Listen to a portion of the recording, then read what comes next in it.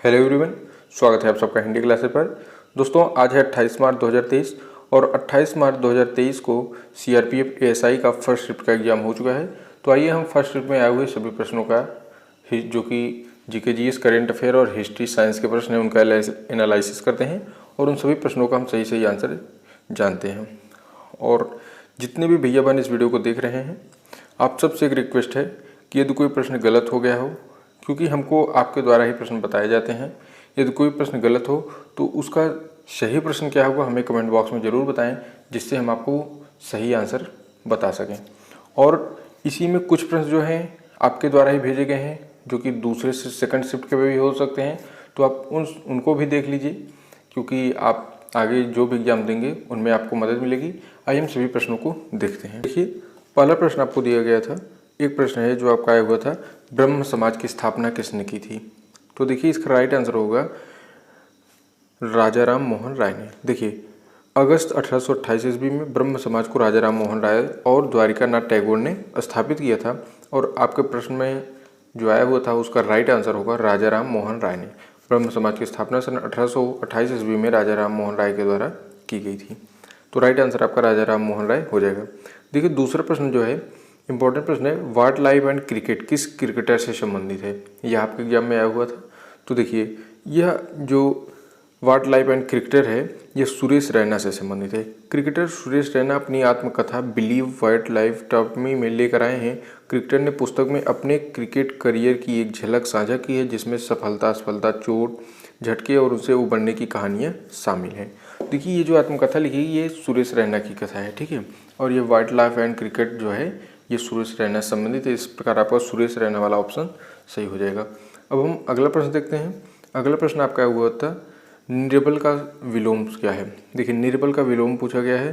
तो देखिए, निर्बल का विलोम शब्द होता है सबल, ठीक है। निर्बल का विलोम शब्द क्या होता है? सबल।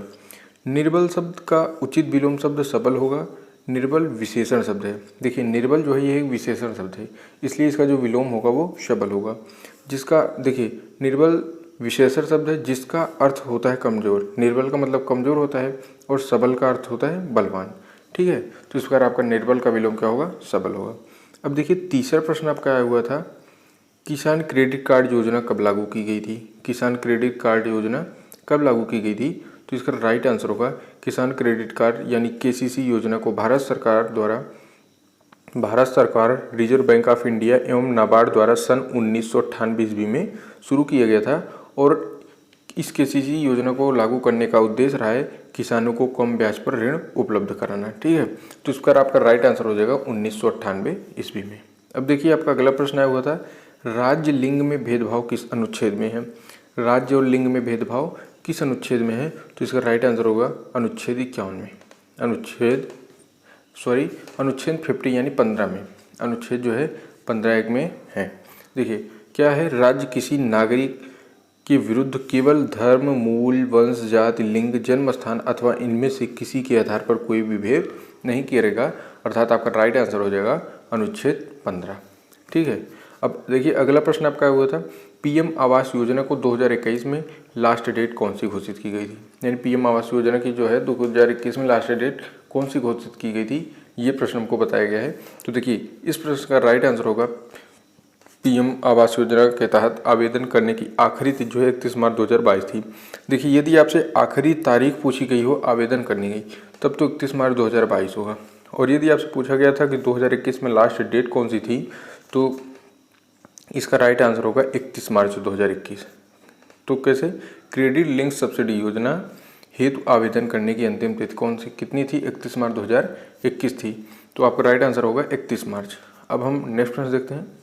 दोस्तों, यहाँ पर हमको जो है आपके द्वारा ही प्रश्न बताए जाते हैं, और यहाँ पर कुछ ऐसे प्रश्न हैं जो आपके द्वारा ही बताए गए हैं, तो आप लोग ये नहीं बताते हैं कि ये फर्स्ट शिफ्ट के हैं या सेकंड शिफ्ट के हैं, ठीक है। तो यहाँ पर कुछ प्रश्न मिक्स हो गए हैं, तो आप उनको भी देख लें, और इससे क्या होगा कि आपका आने वाले एग्जाम के लिए थोड़ा तैयारी भी होगी, और जो प्रश्न आपके शिफ्ट में आए हुए थे आप उनको पूरा देख सकेंगे। वीडियो को आप पूरी देखिए। देखिए, अगला प्रश्न है, यह मूंग और मसूर की दाल का अर्थ। एक प्रश्न था, यह मूंग और मसूर की दाल का अर्थ, ऐसा लिख के प्रश्न भेजा गया है। तो देखिए, इसका हमने देखा तो इसका कुछ अर्थ निकल के आया, यह मूंग और मसूर की दाल जो है लोकोक्ति का अर्थ है योग्यता से अधिक पाने की इच्छा करना। यह मूंग और मसूर की दाल का क्या अर्थ है? यह एक लोकोक्ति है जिसका अर्थ होता है योग्यता से अधिक पाने की इच्छा करना। अगला आपका प्रश्न आया था अंधा बगुला कीचड़ खाए का क्या अर्थ है? तो देखिए अंधा बगुला कीचड़ खाए अर्थात अभागा, ठीक है, समय जिसका साथ न दे। अंधा बगुला कीचड़ खाए, इसका अर्थ होगा समय जिसका साथ न दे व्यक्ति हमेशा दुख भोगता है। तो इसका आपका राइट आंसर क्या हो जाएगा? अभागा आपका राइट आंसर होगा। तो आपके प्रश्न में देखिए क्या दिया गया, यदि अभागा दिया गया था तो राइट आंसर होगा, या फिर समय जिसका साथ न दे यदि ये दिया होगा तो ये भी राइट आंसर हो जाएगा। अब देखिए यहाँ पर कुछ हमने चयन किए हैं सेकंड शिफ्ट के प्रश्न, तो हो सकते हैं इसमें आपको फर्स्ट शिफ्ट के भी कुछ प्रश्न लग गए हों, तो आप इसको वीडियो थोड़ा 2 मिनट और देख लीजिए। देखिए पहला प्रश्न इसमें दिया गया है प्रत्येक का समानार्थी शब्द क्या होगा? तो देखिए प्रत्येक का जो समानार्थी होता है हर एक, हर एक और प्रयुद्यमन और प्रदक्षित, प्रदर्शन, प्रद। तो इनमें से देख लीजिए जो आपके प्रश्न में आया था वो राइट आंसर होगा, बाकी गलत हो जाएगा। दूसरा प्रश्न बताया गया है जिसे पढ़ा न जा सके वाक्यांश के लिए एक शब्द है, तो इसका राइट आंसर होगा अपठनी, अपठनी, सॉरी वहाँ पर थ लिख रहा है, इसका राइट आंसर होगा अपठनी, जिसे पढ़ा न जा सके। तीसरे प्रश्न में आप लोगों के द्वारा ही बताया गया है हर्ष का समानार्थी शब्द क्या होगा? तो हर्ष का समानार्थी होता है आनंद, सुख, आमोद, मोद, प्रसन्नता, आहत, प्रमोद, उल्लास। तो इनमें से जो आपके प्रश्न में था वो राइट आंसर हो जाएगा, बाकी आपका गलत होगा। अगला प्रश्न है शाहजहानाबाद में किला किसने बनवाया था? तो इस प्रश्न का जो राइट आंसर होगा मुगल सम्राट शाहजहां ने लाल किले को अपनी राजधानी शाहजहानाबाद के महल के रूप में बनवाया था। तो इसका राइट आंसर क्या होगा? सम्राट शाहजहां ने, ठीक है, इसका राइट आंसर हो जाएगा शाहजहां। जिस ऑप्शन में शाहजहां दिया गया है वो राइट आंसर होगा। अब हम अगला प्रश्न देखते हैं। अगला प्रश्न है हमारा निर्धनता का विलोम शब्द क्या होगा? निर्धनता का विलोम शब्द क्या होगा? तो इसका राइट आंसर है धनाढ्य। क्या है? निर्धनता का विलोम शब्द होगा धनाढ्य, और ये धन दिया है तो उसका राइट आंसर होगा धनी। अब देखिए अगला प्रश्न है हिरण का स्त्रीलिंग शब्द क्या है? तो देखिए हिरण का स्त्रीलिंग होता है हिरणी, और यदि आप हिरण जो है ये पुल्लिंग शब्द है, ठीक है, और हिरणी स्त्रीलिंग। नेक्स्ट प्रश्न आया था अंबर का अर्थ क्या है? तो देखिए अंबर के 2 अर्थ हैं, ये प्रश्न भी आपके द्वारा ही बताए गए हैं। तो अंबर के 2 अर्थ होता है, एक आकाश और एक वस्त्र। तो यदि ये प्रश्न आया हुआ था तो ये 2 ऑप्शन जरूर होंगे, और इन ऑप्शनों में जो भी आपका होगा वो राइट हो जाएगा। अब देखिए अगला प्रश्न होता है, अगला प्रश्न आपकी एक रचना पूछी गई थी, सुधाकर किसकी रचना है? तो इसका सही आंसर है संगीत सुधाकर की रचना हरिपाल द्वारा 14वीं शताब्दी में की गई थी, अर्थात हरिपाल आपका राइट आंसर हो जाएगा। अगली लोकोक्ति आई थी एक अनार 100 बीमार का क्या अर्थ है? तो देखिए एक अनार 100 बीमार मुहावरे का अर्थ होता है कि किसी एक चीज़ को पाने या उसकी मांग करने वाले लोगों की संख्या बहुत ज़्यादा होना, ये एक अनार 100 बीमार का अर्थ है। अब देखिए अगला प्रश्न बताया गया है KCC योजना क्या है?